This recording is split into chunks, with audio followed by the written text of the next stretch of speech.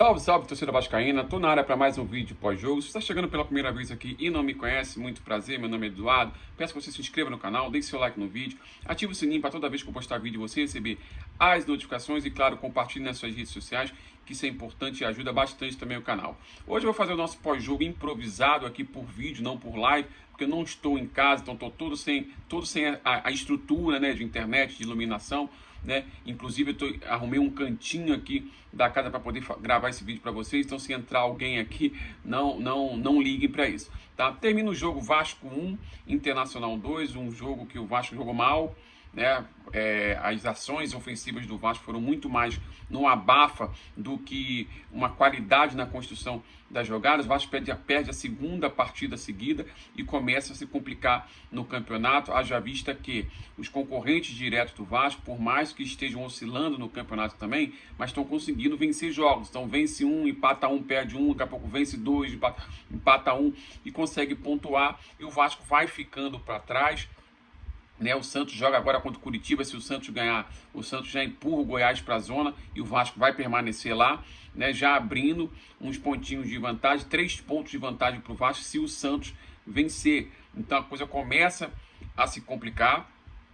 O jogo em si, o Vasco entra com a mesma escalação do jogo contra o Flamengo, mas de novo uma mudança, né, no posicionamento do meio campo, principalmente, né? No jogo contra o Flamengo, o Paes saiu da ponta esquerda, né? Veio jogar centralizado num esquema 4-1-4-1, então com o Zé Gabriel à frente da zaga e essa terceira, a quarta linha aqui, né? Lembrando, a primeira linha um goleiro, a segunda linha os 4 defensores, a terceira linha o Zé Gabriel e a quarta linha esses 4 do meio campo aqui no esquema 4-1-4-1.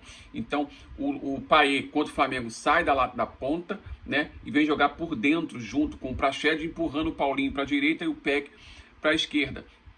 Né? Hoje foi diferente. Hoje o Vasco entra, apesar de ter entrado com o mesmo time, mas entrou com o meio-campo formato losango. Então, o que significa isso?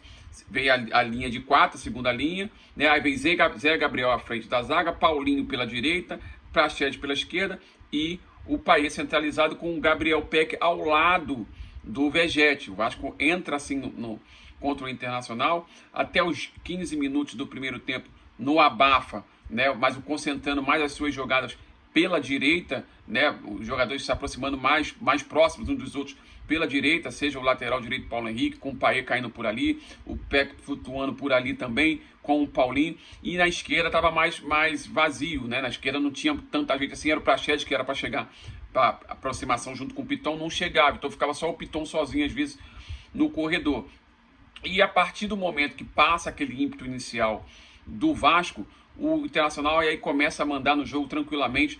3 jogadores deitaram e enrolaram no meio campo, controlando o jogo o tempo inteiro. Alan Patrick, Maurício e Johnny. Esses 3 jogando próximo um do outro, né? E tocando a bola entre eles. E o Vasco perdido na marcação. Não é de hoje que isso acontece. O Vasco é um time que não tem como característica no meio campo de diminuir espaços e pressionar o homem da bola. Isso tem muito tempo que é assim, né? No próprio jogo contra o Flamengo quando começou a construir as suas jogadas pelo lado esquerdo deles, né, de ataque, pelo lado direito do Vasco, justamente dessa forma. Essa quarta linha aqui, Praxedes, Paes, Paulinho e Gabriel Peck, marcando a distância um homem da bola, né, e não se preocupando em fechar a linha de passe. Então saía o passe longo entre as linhas e colocava o Arrascaeta entre as linhas do Vasco, com o Zé Gabriel tendo dificuldade na marcação e o Paes e Paulinho chegando atrasado, né? Então o Vasco é um time que, como eu falei, não tem essa característica de pressionar o homem da bola, de diminuir o espaço. Tem um jogador que tem esse tipo de comportamento, que é o Matheus Cocão, que está no banco. Ele diminui o espaço, né? Ele não deixa o adversário que está com a bola pensar. O meio-campo do Vasco não faz isso, né? E, consequentemente, com essa mudança de posicionamento, o Internacional controlou o jogo o tempo todo, poderia ter feito muito mais gols ali. O Léo Jardim salvou, volta o Vasco para o segundo tempo. No final do primeiro tempo, o Vasco muda, né? Muda essa formação de meio campo no formato losango, mudou, volta ao tradicional 4-3-3, com o Paes aberto pela esquerda, Peck pela direita, Paulinho e Praxedes por dentro, mas já estava no final do primeiro tempo. O Vasco tirou um pouquinho o ímpeto do Internacional, conseguiu, pelo menos tentou equilibrar ali no final do primeiro tempo. Veio o intervalo, o Vasco volta com o mesmo posicionamento do final do primeiro tempo, partindo para uma abafa para cima do Internacional, até que o Vasco até melhor na partida do que o Internacional, né, no abafa, né? Não abafa, e vem o gol, o segundo gol do Internacional, que aí realmente deixou a partida muito difícil, uma bola que o Léo foi para o combate físico com o Ener Valencia, né, não conseguiu ganhar a primeira bola, não conseguiu ganhar a segunda bola, e nos enrolar da jogada, né, sai o gol do Internacional. O primeiro gol do Internacional, uma falha do Vasco na saída de bola com o Paulinho de novo, né, no clássico contra o Flamengo, ele não acompanhou o Thiago Maia, então o Thiago Maia passa nas costas dele, ele não acompanha, e o Thiago Maia recebe a bola do Gerson, que vem da lateral. O Gerson estava pressionado pelo Paulo Henrique, né, mesmo assim conseguiu tocar para o Thiago Maia, que passou nas costas do Paulinho sem ser pressionado, e sai o passe do Thiago Maia para o Gabriel Barbosa, e aí depois sai o cruzamento, sai o gol do Flamengo. Então o Paulinho tenta fazer essa saída de bola pela direita, perde a bola, vem o Internacional no contra-ataque, na superioridade numérica, e sai o gol do Internacional num passe magistral do Alan Patrick, que é muito bom jogador, a gente já sabe disso, jogou livre, sem marcação nenhuma, né? Alguns jogadores do Vasco muito abaixo, o Praxedes, né? Não é de hoje que o Praxedes vem jogando mal, né? O Paulinho tá oscilando, enfim, fica o Zé Gabriel correndo sozinho, então o meio campo estava muito espaçado, os jogadores não estavam juntos, né? Uma possibilidade que poderia ter feito seria entrar com dois volantes, ou então você entra com o zagueiro Maicon e adianta o Medel para a segunda linha para aumentar o poder de marcação e consequentemente diminuir esse espaço, né? Era uma das possibilidades. Tirar o Praxedes dali, entra com o zagueiro Maicon e empurra o Medel para aumentar o poder de marcação na frente. Ou então mantém o Medel na zaga e coloca o Jair lado a lado com o Zé Gabriel. Isso você tira aquele espaço e evita com que o Zé Gabriel corra sozinho, né, e apareça consequentemente espaço, já que ele ficou na grande maioria das jogadas em inferioridade numérica, porque estava o Alan Patrick, o Johnny vindo de trás, né, e o Maurício o tempo todo, dois toques se movimentando, e o meio campo do Vasco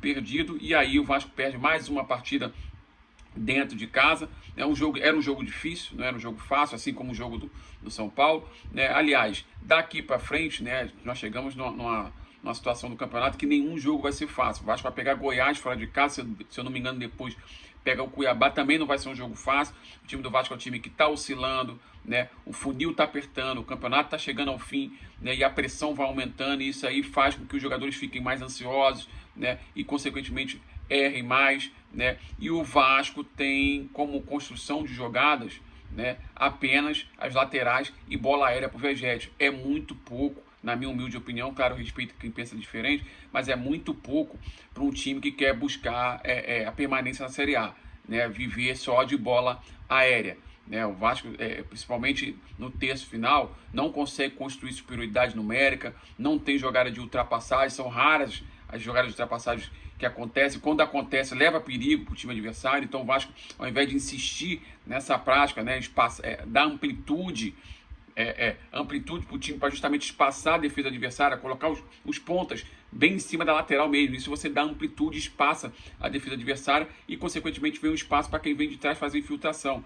E girar essa bola rápida para você colocar o seu atacante lá de campo do lado oposto em condição de ou igualdade numérica ou superioridade numérica. E o Vasco não está conseguindo fazer isso e está vivendo de cruzamentos para a área para o Vegetti. É muito pouco, né? Vamos ver como é que o Vasco vai se comportar agora contra o Goiás. Confronto direto, um adversário mais fraco que o Internacional. O Internacional, né, que estava envolvido na Libertadores, semifinalista da Libertadores, perdeu para o Fluminense, né? Então não é um time ruim. Pelo contrário, tem muito bons jogadores ali, principalmente no meio de campo, né? E dominou o jogo praticamente o tempo inteiro, tirando aí o início do primeiro tempo e o início do segundo, até o início do segundo, depois ali para o meio, para o final, até a expulsão do Paulinho. Depois que veio a expulsão do Paulinho, o jogo caiu para o Vasco não conseguiu mais produzir, né? Mais nada. Infelizmente, estamos de novo passando por essa situação. Vai ser esse sofrimento até o fim, e a situação vai ficando realmente muito difícil para o Vasco, porque esses últimos 9 jogos aí, o Vasco vai jogar contra times que o Vasco não consegue ganhar há muito tempo, como o Corinthians, o próprio Atlético Paranaense, time difícil, Bragantino em casa, né? Grêmio fora. Então, assim, não vai ser uma jornada muito fácil para o Vasco, né? E ao que tudo indica, aí vai ser sofrimento de novo até o fim. do campeonato. Infelizmente, estamos nós torcedores, né, que somos a ponta da corda, quem sofre somos nós, né? Estamos sofrendo de novo, né, as consequências de mau planejamento, má montagem do elenco, muita bravata, muito falatório, né? E no entanto, o ano inteiro deu errado e o que nos deixa mais abismado é que ainda estão iniciando tratativas para renovações de jogadores que não têm a menor condição de permanecer no Vasco. Claro, isso se você vislumbrar título. Vislumbrando o título, né, tem jogadores que não têm condições de permanecer no elenco, e o Vasco já está começando a buscar renovação. Li uma notícia em algum lugar também que o trabalho do Paulo Brax vai ser avaliado, né? Me causa estranheza, porque o ano do Vasco é péssimo.